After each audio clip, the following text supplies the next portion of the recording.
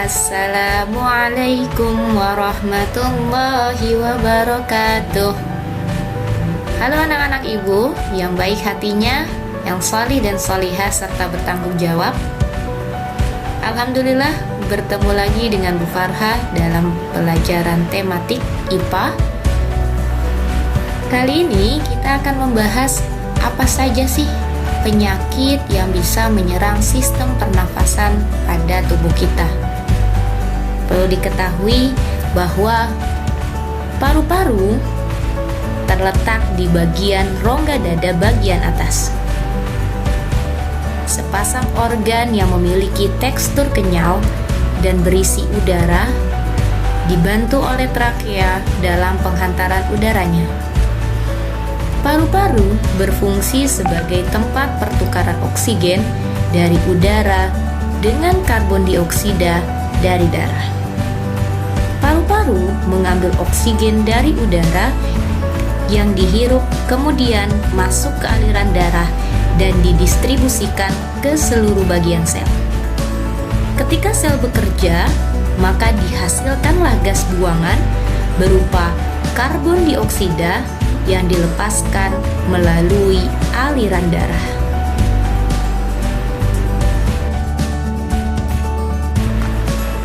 Coba kamu perhatikan paru-paru pada perokok berikut ini.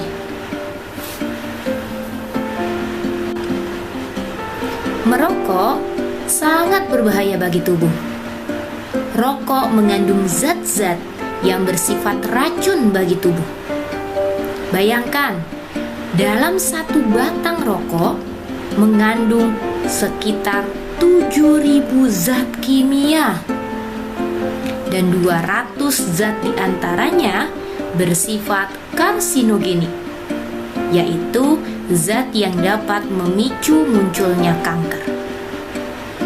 Zat-zat kimia berbahaya tersebut antara lain nikotin, tar, arsenik, metanol, metan, karbon monoksida, dan zat-zat karsinogen lainnya.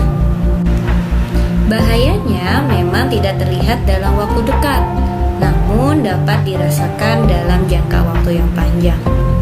Beberapa penyakit serius dapat diakibatkan oleh zat-zat racun dalam rokok, seperti kanker paru-paru, emfisema, bronkitis, kanker mulut, kanker ginjal, kanker rahim, kanker kandung kemih, pengerasan pembuluh darah yang bisa mengakibatkan penyakit jantung, hipertensi, dan resiko stroke.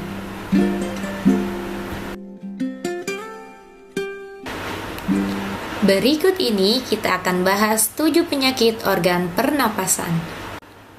Penyakit yang pertama adalah asma. Asma adalah jenis penyakit jangka panjang yang ditandai dengan peradangan dan penyempitan saluran nafas. Peradangan dan penyempitan saluran nafas tersebut menimbulkan sesak atau sulit bernafas. Selain sulit bernafas, penderita asma juga bisa mengalami gejala lain seperti nyeri dada, batuk-batuk, dan mengi, yaitu bunyi ketika kita sedang bernafas. Penyakit asma bukan disebabkan oleh virus atau bakteri, melainkan disebabkan oleh alergi tubuh terhadap beberapa hal, seperti asap rokok, debu, bulu binatang, aktivitas fisik, udara dingin, atau terpapar zat kimia. Asma juga bisa diderita oleh semua golongan, baik usia muda maupun tua, dan bisa diperoleh dari keturunan atau genetik. Bagi seseorang yang memiliki penyakit asma, saluran pernafasannya lebih peka dibanding orang lain yang tidak menderita asma.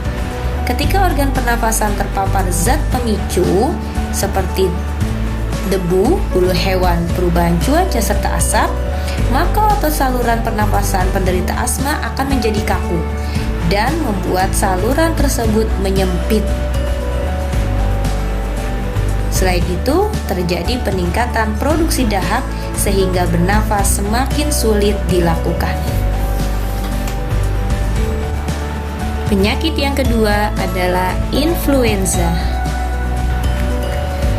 Penyakit influenza atau yang biasa kita sebut flu disebabkan oleh virus.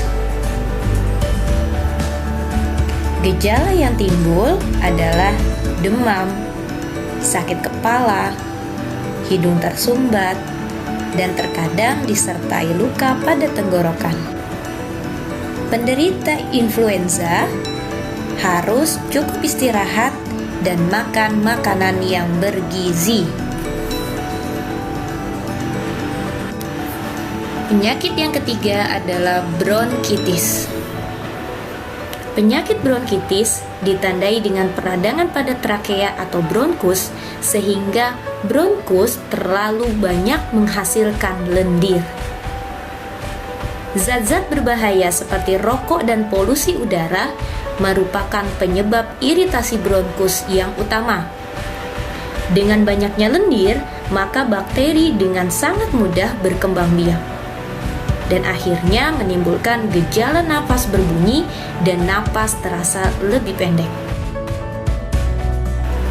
Penyakit yang keempat adalah faringitis. Penyakit faringitis ditandai dengan adanya rasa sakit saat menelan. Penyakit ini merupakan peradangan pada faring karena infeksi bakteri atau virus. Penyakit ini pula bisa ditandai dengan tenggorokan terasa kering. Penyakit yang kelima adalah tuberkulosis.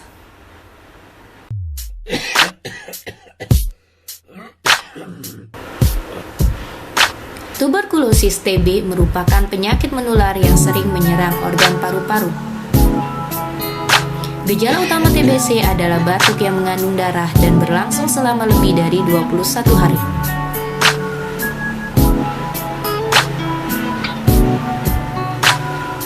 Tuberkulosis disebabkan oleh bakteri Mycobacterium tuberculosis. Bakteri Mycobacterium tuberculosis dikeluarkan melalui semburan dahak dan air liur penderita TBC dan menyebar melalui udara.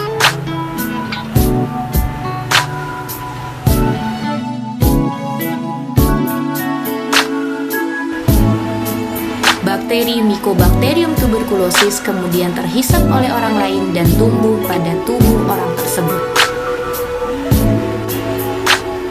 Penularan tuberkulosis tidak seperti penularan virus influenza. Bakteri tuberkulosis memerlukan jeda waktu untuk menginfeksi penderitanya. Bakteri Mycobacterium tuberculosis ada yang bersifat pasif dan aktif. Bakteri yang bersifat pasif tidak akan tumbuh pada tubuh penderita karena mampu dibunuh oleh sistem imun tubuh. Sedangkan bakteri yang bersifat aktif akan menginfeksi penderita TB setelah masuk pada tubuh penderita dan akan terus tumbuh dan menular.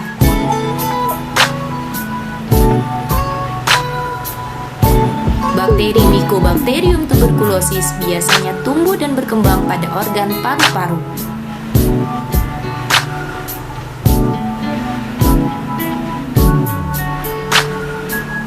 Bakteri Mycobacterium tuberculosis akan terus memperbanyak diri dalam waktu yang cukup lama dan menahun.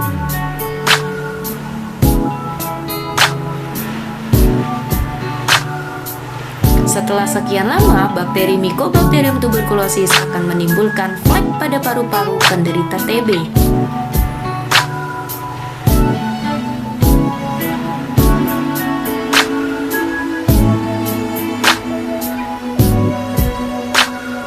Paru-paru penderita TB dilihat dari hasil ronsen.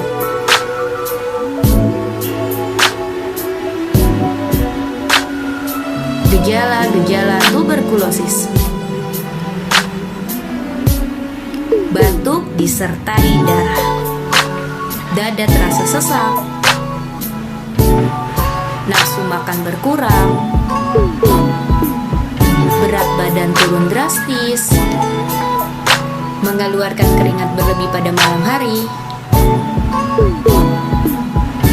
Pengobatan tuberkulosis atau TB. Dalam pengobatan tuberkulosis dilakukan dengan memberikan antibiotik dalam jangka waktu yang cukup lama, yaitu sekitar 7-9 bulan. Pengobatan harus dilakukan secara terus-menerus. Penyakit yang keenam adalah kanker paru-paru. Kanker paru-paru sering dianggap remeh oleh para perokok pasif. Mereka sering mengatakan bahwa mereka tidak merasakan apapun pada dada mereka, sehingga mereka akan meneruskan kegiatan merokok mereka. Bahaya merokok sebenarnya sudah diketahui sejak zaman dahulu, di mana asap rokok yang masuk melalui sistem pernafasan akan merusak beberapa organ pernafasan termasuk paru-paru. Ada beberapa gejala yang harus dicermati dari kanker yang mematikan ini.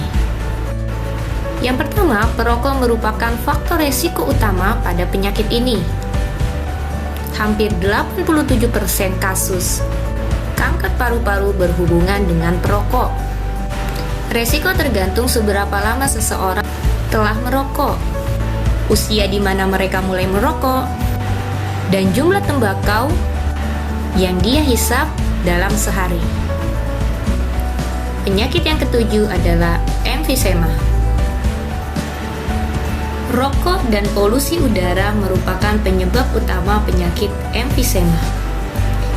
Emfisema adalah gangguan pernafasan karena terjadinya penggelembungan paru-paru. Hal itu mengakibatkan penderita sulit untuk bernafas. Seiring waktu, kerusakan kantong udara semakin parah sehingga membentuk satu kantong besar dari beberapa kantong kecil yang pecah. Akibatnya, luas area permukaan paru-paru menjadi berkurang yang menyebabkan kadar oksigen yang mencapai aliran darah menurun.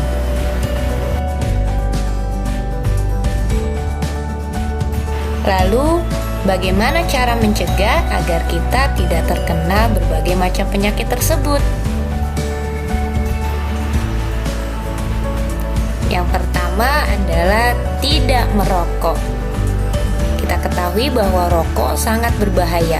Oleh karena itu, mari kita jauhi rokok, kita hindari rokok. Yang kedua adalah istirahat yang cukup. Yang ketiga adalah rutin berolahraga. Lalu yang keempat adalah mengkonsumsi makanan yang bergizi. Baik, mungkin itu saja yang bisa Bu Farah sampaikan pada pertemuan hari ini. Semoga bermanfaat untuk kalian semua. Bu Farah akhiri, kurang lebihnya Bu Farah mohon maaf. Wallahul muwaffiq ila aqwamit thoriq. Wassalamualaikum warahmatullahi wabarakatuh.